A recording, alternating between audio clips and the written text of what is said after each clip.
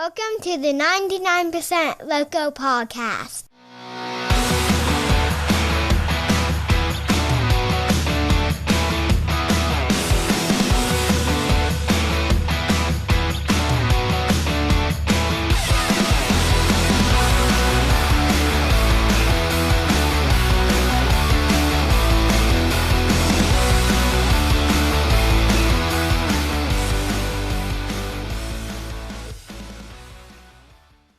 Hey there, podcast family. Welcome to another week of the 99% Local Podcast. This week brings us to episode number 59.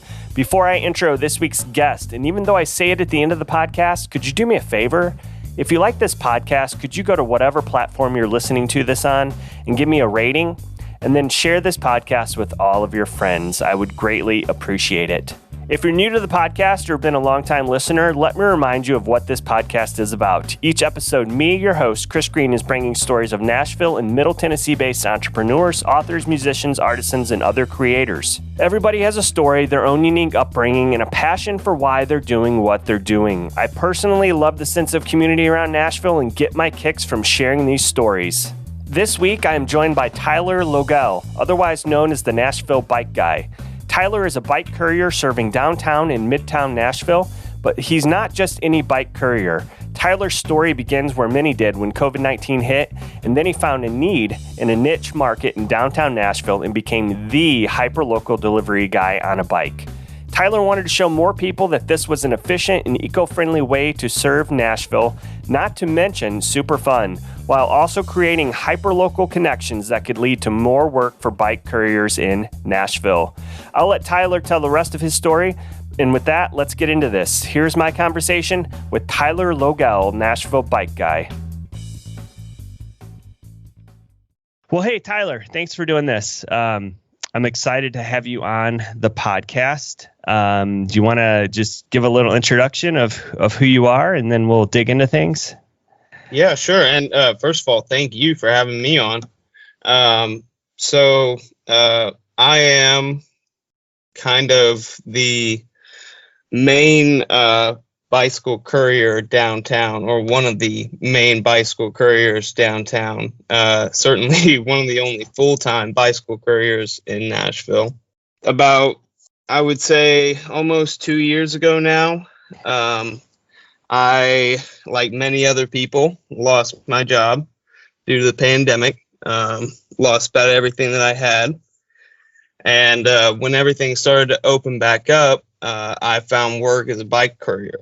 Come down a few months into the road, I moved to Nashville, started delivering food here, and eventually started up Nashville Bike Guy.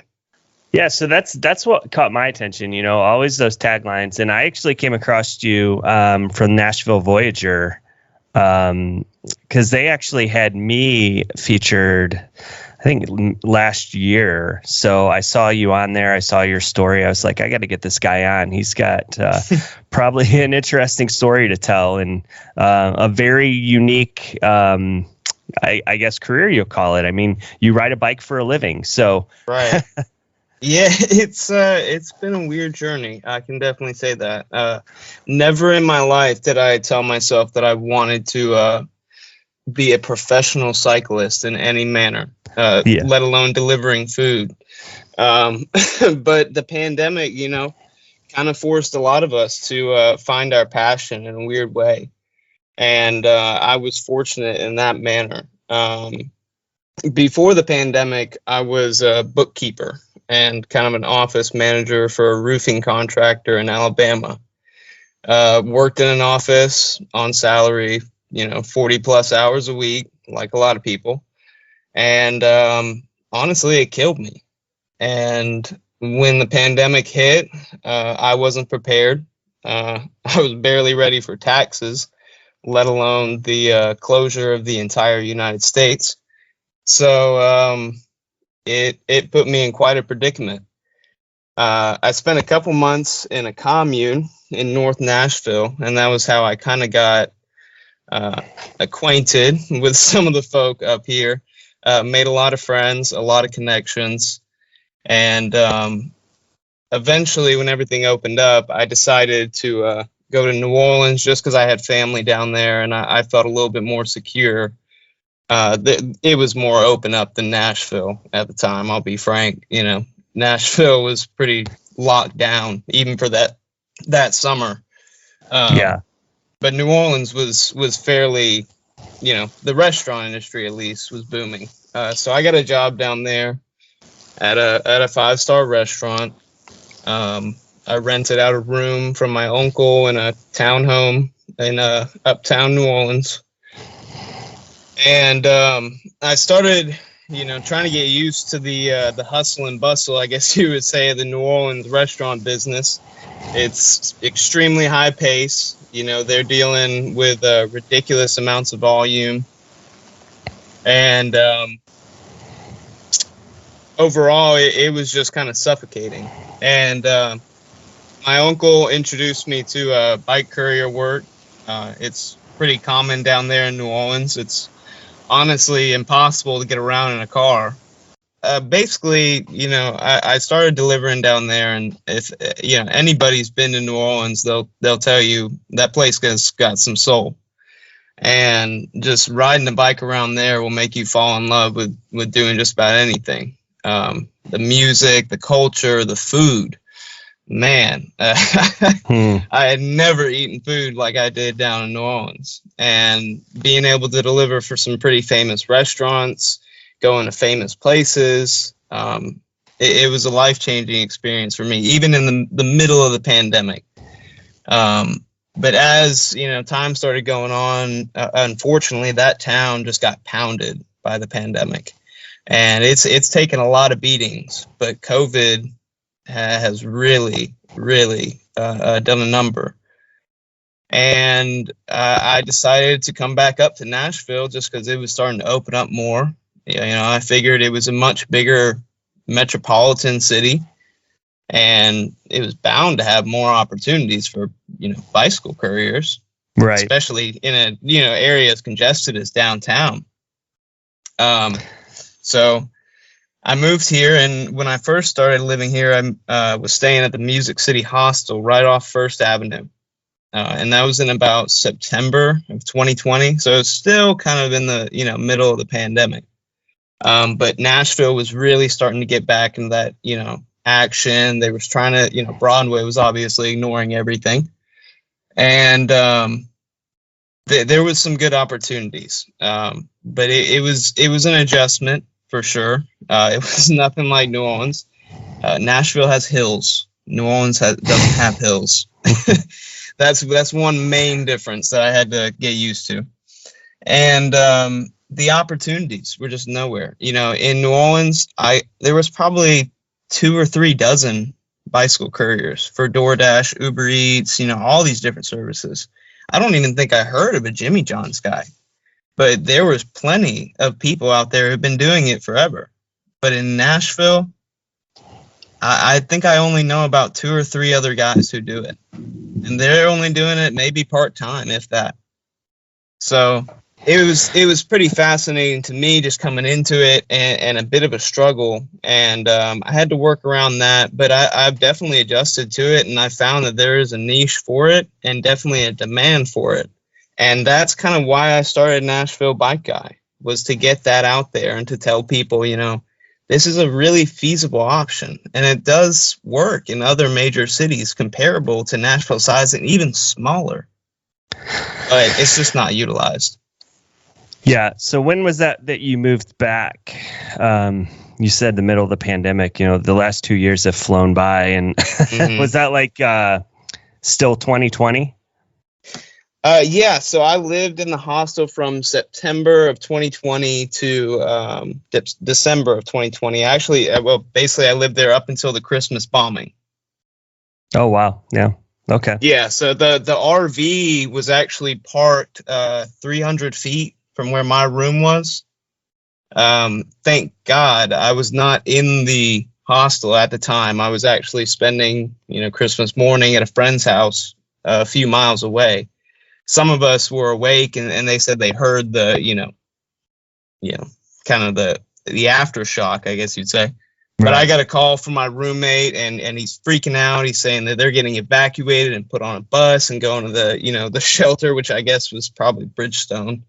And it was pretty freaky at the time. But obviously that location has since shut down. And so I moved out of there. I used the resources through the disaster relief program to get an apartment, and stayed there for a little while. And so now I've got a place as well. Well, cool. Yeah. Going back to the whole niche market in Nashville, I mean, there's a lot of other cities that have a lot more bike couriers than Nashville. I mean, I don't see Nashville as being too bike friendly anyway, right? No. And, it's weird because they have definitely put the money into it and they've tried. It's just kind of like the maintenance and the overall usage. If there's not a huge presence of bicycles out on the road, the drivers aren't going to be very courteous to them. And, in other places, bicycle transport and transit is really common. And I feel like just because there's that danger, and just because the bike lanes aren't maintained and there's not enough room on every road, the people are just afraid to go out and try to use that to ride to work. Or that and the riding conditions. Like I said, the hills are pretty bad. But I feel like there are a lot of things as far as, pedestrian infrastructure and whatnot that can be improved, especially in downtown Nashville. To help, kind of curb the issues and really just, get people to use more eco-friendly transport. So tell me a little bit, like what is the day in the life of the Nashville Bike Guy like? I mean, tell me how being a bike courier or messenger, what's the proper term? Bike carrier or messenger? Are they the same thing? Well, it kind of depends. Okay. It throughout the industry, there's different terms. I use bike courier because it best fits what I do, using, just transporting parcel packages and food. Technically, a bike messenger is documents. Say if I was delivering a legal paper or a court order, something like that, then I'd be a messenger. But unfortunately, due to the invention of the email, you don't see a whole lot of real deal bike messengers anymore. It's mostly packages or food predominantly. Yeah. So, and that's true, in like New York, Chicago, even and other countries as well. But a day in the life, for me, I like to head out in the prettiest hours of the day, obviously. I live in Antioch, so I just ride my bike up to the main road, and then I take the bus and go straight in downtown. I start out mainly with coffee runs. I like to use Uber Eats mainly. That's my predominant, I guess you'd say, money maker. Typically, coffee is a really big thing for offices and Broadway.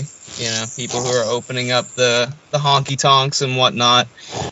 They don't, they can't leave. They don't want to leave, and the Starbucks is just around the corner. So I'll do, 5-10 deliveries of just breakfast runs. Throughout the day, lunch is relatively busy most weekdays. I'd say the weekends are probably my busiest days. I'll stay out, 8-10 hours, try and do every single shift if I can. Yeah, so I think so. You also do like private delivery too, like for supporting small businesses and whatnot too, right? Yeah, well, I try to put out a lot of like offers to do office catering, and I have a lot of people who, instead of going out and picking up a bunch of orders for their office, I'll pick up several orders and be able to do it obviously in a much more timely manner, especially if they're ordering within a 2 to 3 mile radius. So as far as local businesses go, I have been really trying to put out an effort and trying to talk to different managers and getting a partner. I'd really prefer to start out with just one single business, so that way I can scale up properly. I've talked to a lot of the other, bike couriers in downtown Nashville, and they believe that the best way to do it would just be to kind of advertise it out there and, put it out to every tourist and everybody staying in the hotel, to be able to deliver those goods. But to me, I think it would be better served to focus on just helping out the local businesses, trying to support, their sales and increasing their customers in the surrounding area and the local, clientele. I want to take a moment to tell you about Trade Coffee. Trade Coffee believes that every cup of coffee you make should be your best ever, no matter how you take your coffee. Launched in 2018, Trade Coffee unites the nation's top roasters, including some in Nashville, directly with drinkers, offering 400 plus roasted to order coffees so fresh they don't exist until you say so. This company has really opened my eyes to everything coffee can be, and in the process turning me, who was a regular coffee drinker, into a coffee lover. Listen to these coffee subscription perks. Access a hand-picked selection of 400 plus coffees roasted around the country and personalized just for you. Automatically receive discounted pricing on curated coffees plus free shipping always. Adjust your coffee, update order frequency, go from hot to cold, or switch to decaf. Pause or cancel at any time. Lastly, sit back and enjoy. Their coffee is roasted to order and delivered at peak freshness direct to your home. So, are you ready to unlock your coffee rotation? I want to share a special offer with my listeners. If you sign up for a coffee subscription as a new customer, you will get your first bag of coffee for free. Yes, free. All you need to do to get started is go to 99percentlocalpod.com/coffee. Yeah, so I know there's some there's some not so glamorous parts of what you do too. I guess it depends on how much work you have, but it sounds like you've been doing this a while now. You're kind of getting in a role, and you get enough business. But I'm sure it gets a little stressful when it's raining, it's snowing. There's intense heat. Yeah, you have to learn to be, forgiving of Mother Nature at times, for sure. And be grateful for the days when it is sunny out. I try my best to just, aim for my off days on those days when it is torrential winds and just completely dangerous for me to go out. But I'm not too much afraid of a shower. Snow bites, I'll be honest. Snow bites. But I'll take that over 80 or 90 degrees. Just about any day. Yeah. Well, I didn't even mention collisions, too. Yeah, that can be an issue. I will say, considering how many miles I put on, my track record is fairly fortunate. You would think, for the times that I've been out on the road, I would be getting hit left and right. But I've really only had one bad hit with a car, and that was it wasn't completely my fault, but I could have avoided it. And so there are some things that I have had to learn to be a lot more careful, and obviously look out for my life. Yeah. But just try and make sure that I'm still able to go out the next day. And a lot of that just has to do with staying visible, using the right hand signals, trying to make sure that, you're communicating with the car, being patient as well, because God knows that, cars aren't patient. They just want to get going. And it's something you just kind of learn to work around. And I think a lot of people, would say that it's, a bit of a death wish, and it seems crazy and too much of a risk. But at the same time, it's a thrill. And you have to have one of those personalities that's,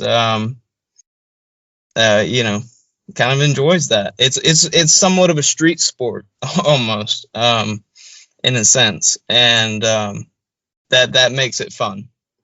So I know, I checked out a little bit of your social media. It looks like you got a nice bike crew or a company that helps you out too whenever you need, your bike fixed and things like that. Because I'm sure you run into things like that too when you're out working all day, and that probably slows you down. Oh yeah, Cumberland Transit. Yeah. Of course. Yeah. That's my pit crew. Awesome. No, they're really great people. I found them a few months after I moved to Nashville.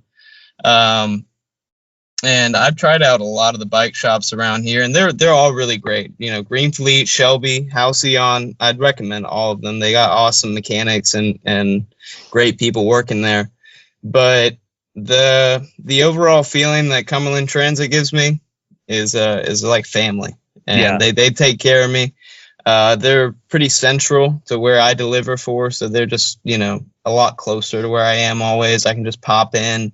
They've always got people on staff willing to help out. A lot of products, because it's an outdoors, store in totality. It's not just a bike shop. They have all kinds of camping gear and stuff. So I can get all kinds of bike packing gear and whatnot there. And they're just really, really helpful. I'm actually, I've applied to be a Cumberland Transit ambassador. To kind of like help support and get out the word for their products. So I'll be learning about that within the next week. Whether or not I got that. Yeah, wish me luck. Yeah. Well, speaking of bikes, I don't think you could just ride any bike doing what you're doing. I mean, that's obviously important, right? The type of bike. Each courier has their preference, me personally, I've always kind of liked, like long distance hybrid bike, something that's comfortable to be riding on for hours and hours and hours. Some messengers, they want a road bike with drop handlebars so they can go super fast and just get there and gone. And, that's not me. That's how I get hit. Yeah. I want to go slow. I want to go careful. You don't have to be fast to get around faster than a car on a bike, because traffic will do that for you. As long as you can learn to bob and weave around the traffic, there's no way you're not going to be faster than the car. Yeah. So, some messengers, they prefer fixed gear bikes with no brakes. They don't want to have any brakes. They just want to keep going nonstop pedaling. Once again, not my vibe. I prefer to have several shifters and constantly switching out my brake pads, feather, to the touch. And so I use, I think it's, I'll be honest, I'm not good at, I know I'm the bike guy. I should know everything about bikes, but I don't know much about brands and stuff. It's a Trek Multi-Cross, something like that. It's a some kind of lower end, long distance touring bike. You really don't want anything expensive when you're doing this job, because it will get stolen. I've actually known 2 couriers in downtown Nashville just this last week who have had their bikes stolen downtown. One of them was an e-bike, almost $2,000. Yeah. And and I mean, I see why he's trying to ride an e-bike, but at the same time, kind of had it coming. I mean, and that's what I told him. I was just, you should ride something that you're ready to lose, because it's going to get beat up, it's going to get torn up, and it's just an investment. You're just trying to make money off of it. So I think I spent a little over $200 on the bike that I have now. The last bike that I used, it was $150. So yeah, I try not to go all fancy. Yeah, just use something old and reliable and comfortable on my butt. Yeah, you do have this fancy trailer though that you pull behind the bike. That's pretty cool. Did you build that, or is? No. It's so that's like a long distance touring trailer. It's called a Yak Bob cargo trailer. Okay. And it hitches on to your rear wheel, hooks into the axle. And I've got 2 insulated bags and a drink carrier. and a bunch of bungee straps and whatnot. And then, you know, a couple other delivery bags as well that I can strap to my bag, and be able to take catering orders and larger parcel packages and whatnot. But my biggest thing that I can put to merit as far as my craftiness is putting the sign on the side that has my logo and Instagram handle. I did make that. I built that and put that on there. So that's pretty fun. Yep. Free going around town. You were going yeah. around. Yep. Yeah. It turns heads and it gets people asking and whatnot. And usually they ask me if that's an app. You know, they automatically assume that it's like a new delivery service or something of that sort, which is awesome because, you know, that's the intent, is give off the professional vibe. And then I'm like, oh, no, I am the bike guy. I'm the guy on the bike. It's me. I'm delivering stuff. Like, oh, okay. Yeah. But it's cool. It's really fun. Yeah. Well, that's awesome. What would you say, like, besides, and we talked about the rain, snow, the weather, stuff like that. Mm-hmm. What's the other challenging things about what you're doing? I mean, infrastructure, you know, like I said, the overall maintenance of like the greenways and the sidewalks and pedestrians, you know, like that's my biggest argument to the city's, you know, care to the sidewalks and the lanes is, you know, you've got scooters, e-bikes, a million pedestrians jaywalking all over the place. And there's so many cars just dodging them left and right. I mean, falling over and whatnot. And it's not even just the bicycles. You know, you would think that they would make room for all these people that are on the road. And so that is definitely a struggle. It's just kind of trying to navigate all that, dodge pedestrians. You don't want to hit the people while they're visiting Nashville. That'd ruin their stay. I guess, you know, at this point, it doesn't seem like there are that many struggles. Yeah, well, that's good. Yeah, I mean, it's kind of mundane. I go to most of the same buildings. I go to the same restaurants with such a close delivery proximity. You know, I know everybody to the places that I go. I know all the concierges, all the people in the restaurants. I know the addresses almost to heart. So in a most days work, as long as the sun is shining and the traffic isn't too bad, you know, I'm just fortunate to be busy, you know. And if I'm not busy, there is always the Jimmy Johns. So that is always steady work for bicycle couriers downtown. They're always slinging freaky fast sandwiches, and they have a great reputation. Right. They've got at least, I'd say probably 10, maybe a dozen guys between the two stores downtown. And that's the majority of the scene, you would say, for the bike industry. Yeah. Nashville. Yeah. Well, I mean, it's obvious you posted something today, and it's obvious you want to kind of keep growing this, but it sounds like you brought a camera and you're looking to start filming some stuff of what you're doing and, you know, your adventure. So, dang, Chris, you did your homework. Rock on. Got to. You know, there's a lot of opportunity there if you start doing that. I mean, right. I don't know if I haven't seen anyone else do anything like that. I mean, I'm sure you run into all kinds of crazy stuff, and maybe some days not. And I've always thought about it. And you know, just because, and I guess some of the stuff that I see, I don't realize that it's too crazy in the moment. You know what I mean? Because I'm just constantly exposed to so much stuff in the overall, you know, overwhelming nature of Nash Vegas. And then I just, you know, kind of ride away from it for a second. I'm like, man, that was crazy. I should have gotten that on camera. And then also that, and just other people, you know, telling me about, you know, people on stuff like TikTok, Instagram and whatnot, doing that kind of point of view camera up in New York and Chicago. And seeing that, it's not so much for me a marketing tactic, because I don't think that that's going to draw in customers.